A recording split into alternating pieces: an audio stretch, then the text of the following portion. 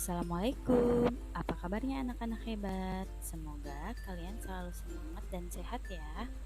Hari ini kita akan belajar tema 4, subtema 1 tentang peran Indonesia dalam kerjasama di bidang sosial budaya dalam lingkup ASEAN.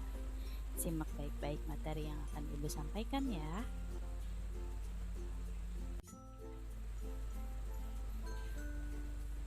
Tujuan pembelajaran hari ini, peserta didik dapat menganalisis manfaat kerjasama bidang sosial budaya bagi Indonesia dalam lingkup ASEAN.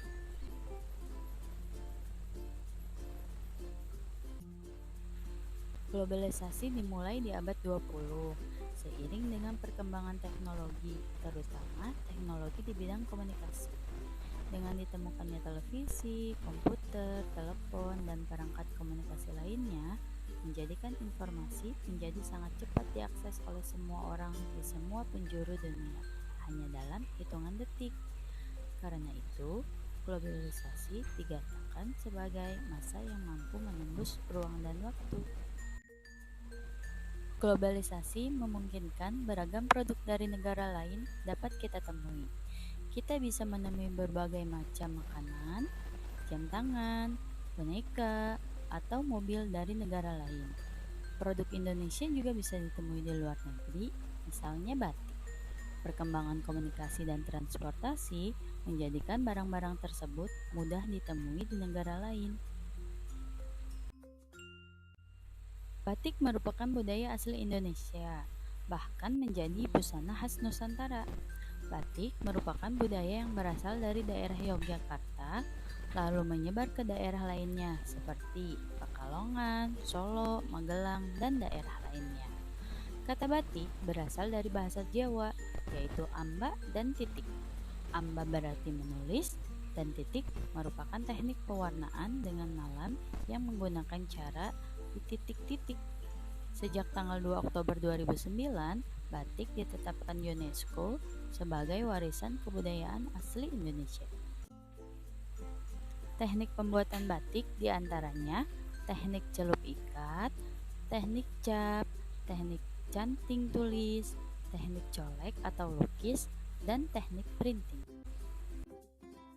Macam-macam kerjasama Indonesia di era globalisasi diantaranya kerjasama antar dua negara atau bilateral.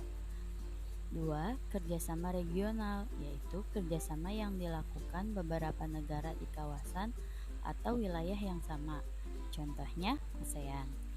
Ketiga, kerjasama multilateral, yaitu kerjasama yang dilakukan oleh dua negara atau lebih, contohnya APEC, OPEC, dan Uni Eropa.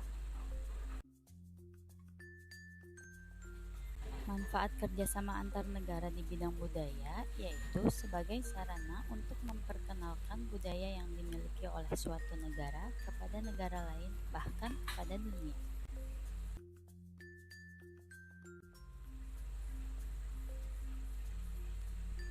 Peran Indonesia dalam kerjasama ASEAN di bidang sosial diantaranya mengirimkan bantuan kemanusiaan ke negara yang dilanda bencana alam, memberikan bantuan kemanusiaan untuk pengungsi di negara yang mengalami konflik. Selain itu, Indonesia dan beberapa negara lain bekerja sama melakukan upaya untuk mencegah penyebaran virus. Dan pemuda Indonesia berpartisipasi dalam AFMAN.